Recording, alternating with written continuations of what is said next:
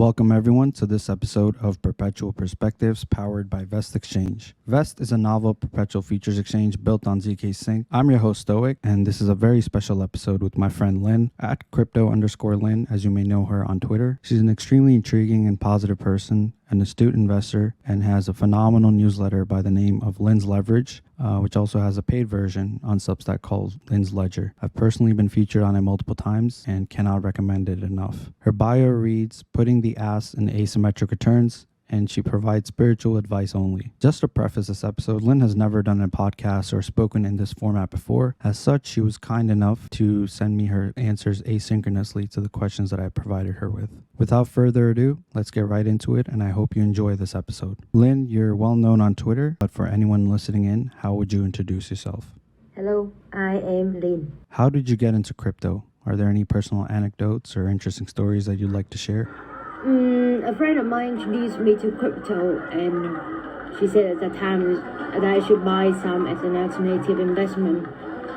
I knew very little about it at the time, but then the coin I bought appreciated hugely, and I ended up getting the Uniswap airdrop because of it.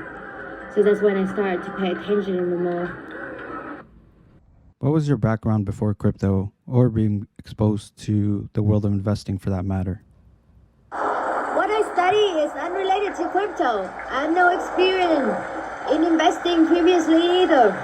I've always been interested in psychology, marketing, and business, and I think it's contributed a bit, but the majority of my education comes from reading crypto Twitter for about 6 to 8 hours a day and having no freaking social life.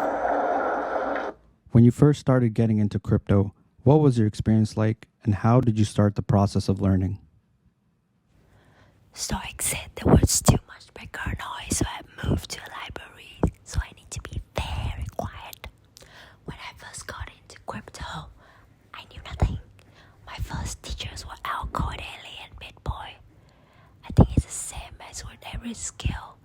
At first you feel completely out of your depth. Then slowly you realize who the retard are.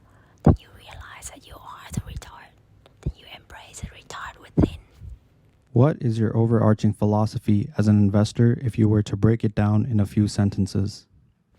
My overarching philosophy is if you can't outpace ETH, simply hold ETH. I expect it to be the best risk-adjusted return in the upcoming bull market. 99% of people would have done much better in the last bull if they just bought ETH. This includes Linn. How do you identify new opportunities? Kuhn said something recently I really like. Treat investing like a sport. If you keep hopping between different sports, you'll never be as good as if you focus on one sport. Figure out your strengths and play to them. Linn is not smart, but luckily, you don't need to be smart to pick good investment. Linn is good at reading thousands of tweets a day, and Linn is good at connecting with people. So when I notice a trend and my intuition tells me that I need to pay attention, I do. And then if smart people in my network react positive to it, I invest. How has the style in which you invest evolved over time? And what has that process of learning looked like for you? Then got kicked out of the library for talking too loud. Now I'm in a Buddhist temple. Okay, when you first hear a foreign language, you understand zero, right? But our brain are incredible. And the more you listen, the more you start to make connection to the words that are repeated and the things that are happening. Expose yourself to it for long enough and your brain will understand. The same goes for everything. In crypto, if you spend every single day, like me, reading thousands of tweets for hours upon hours, and then watch and see which investment did well and which didn't, you start to draw connection between which people are indicators and which are counter indicators. And what marketing strategies are starting to pick up momentum, you start to feel the vibe shift. More often than not, it's following that intuition.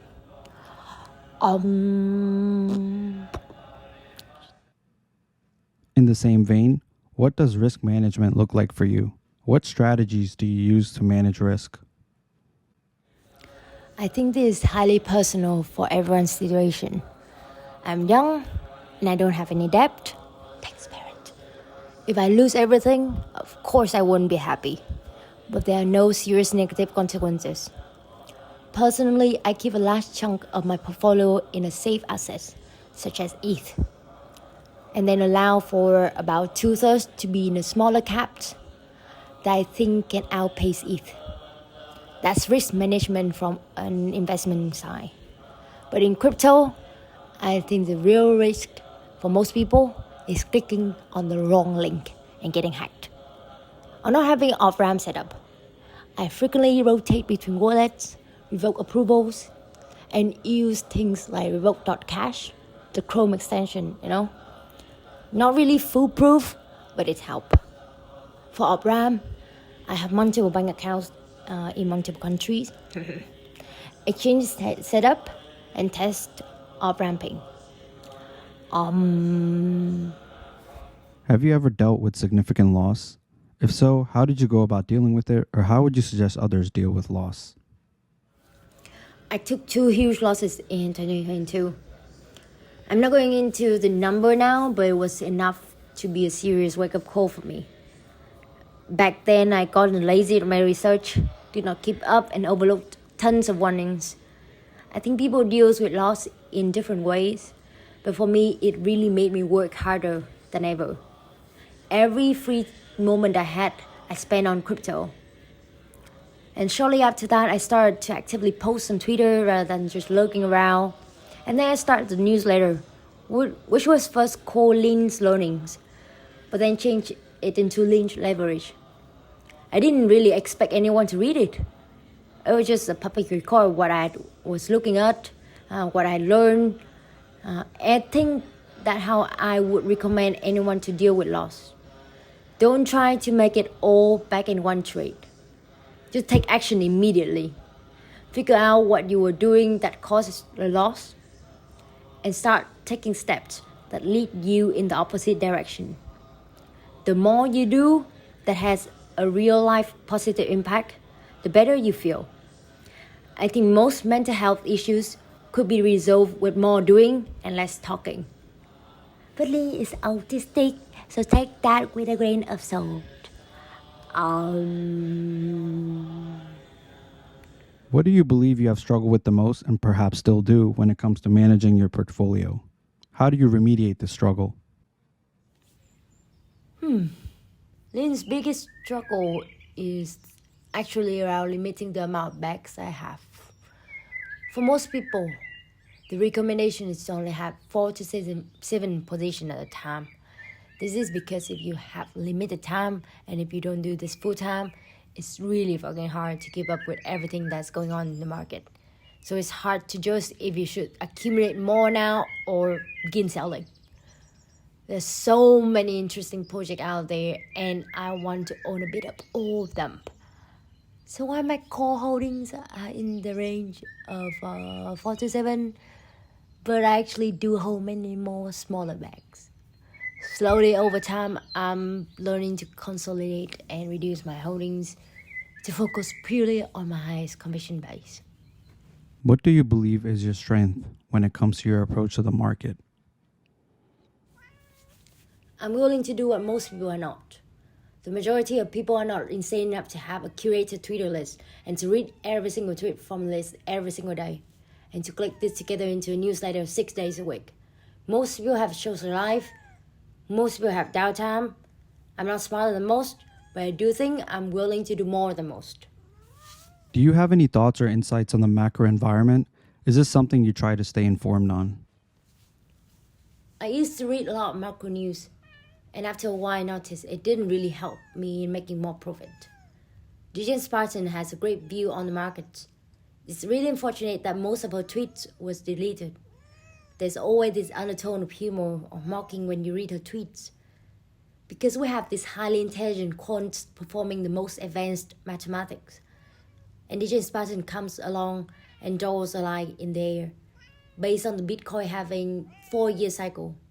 And if you go back, it's pretty much perfectly predicted the bottom and now the start of the bull.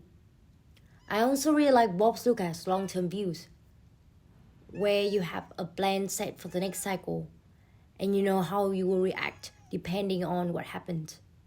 Macro doesn't really matter then on the long time frame. If macro is bad, more time to accumulate and desay in.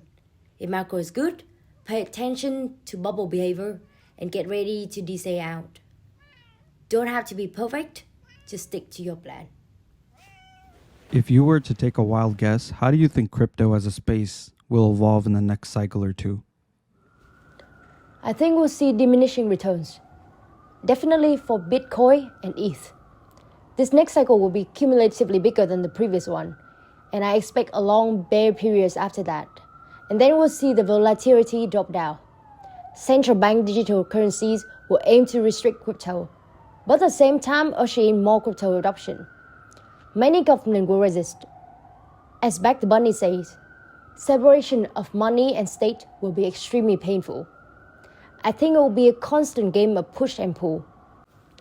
One thing is for certain though, many things will happen that we can't even imagine. Which narratives pique your interest currently and why? One of the first narratives I've talked about is LSD-Fi. Linn originally thought this was about drugs. Unfortunately, it wasn't. But Pendle, so nearly as good. Gamify is another narrative that I'm interested in. Think being the house, just like with perps, is very lucrative. I think real-world assets are a ticking time bomb. We're seeing a tons of new stablecoins on the market. Should be interesting to see which will be around as market leaders in a few years. Modularity is also really interesting, and I'm betting heavily on Celestia for that. Are there any projects or protocols you have your eyes on currently? Kuzira is sneaking into the top 100 without having paid for a single exchange listing. RabbitX has recently gained a ton of attention, which they deserve. Celestia, and then Penby as a leveraged pendle play. Winner for Gamify, Frax, tons of innovation coming out and Fraction soon. Thena has been printing, and under the radar for many. With Binance Fudge out of the way now, worth paying attention. What does a typical day look like for Linn? Wake up, drink water with salt and lime, go for a walk, drink coffee, catch up on Twitter list, write the newsletter, respond to all DMs, prep the newsletter for the next day, catch up on Twitter list again, go to the gym, flex in the mirror, hit on some girls at the gym. Hey baby, what you doing? That's some good shit, baby. Go home, catch up on Twitter list, sleep, repeat. Do you have any hobbies or activities that you engage in during your off time? Linn likes to knit and dance in rare moments of free time. How does Linn manage stress and how do you reset? Linn keeps a strict schedule, so stress is limited as I'm not rushing. Simply methodically getting through all the actions for the day. My days are fully planned out and I take up every action I complete. Also, I reset by drinking a shot of whiskey, live cocaine, one Adderall, one modafinil, a tap LSD, another shot of whiskey, and I finish up with an hour of sacred chakra, healing mantra chanting. What advice or any insights that you'd like to share to anyone listening in who want Linn's wisdom? Leverage is not your friend. Respect the pump and understand the price you pay for being too lazy to do your own research. It's that someone will tell you what to do. And if they tell you what to do, they are more often than not telling you what they want you to do, not what is best for you. Any alpha that you would like to share? Call up someone you love, tell them how much they mean to you. I think we often take it for granted. But it will make them feel good. And it will make you feel good. Do you have any Twitter account recommendations and book recommendations? Oof, too many to mention. If you check out my newsletter, you see people I frequently feature. Definitely follow Kuhn for great investment theory. Follow Honey, he's cold comfy now, for a holistic view on everything. Also, while you're giving Twitter recommendations, what do you think is a right way for people to use Twitter? Block or mute what you don't want to see more of, or what you notice trigger an outrage reaction in you. Like people's tweets, a lot. Costs 2 seconds, but massive for people who spend tons of time researching. Reply and DM people, create a strong network. Is there anything that you'd like to plug? Check out my newsletter, Linn's Leverage and Linn's Ledger. Leverage is free, Ledger is paid, and it's cost about $7.99 a month, I think. It's got a free 7-day trial though, so check it out. Feature tons of Stoic's tweet in there because he's a big brain.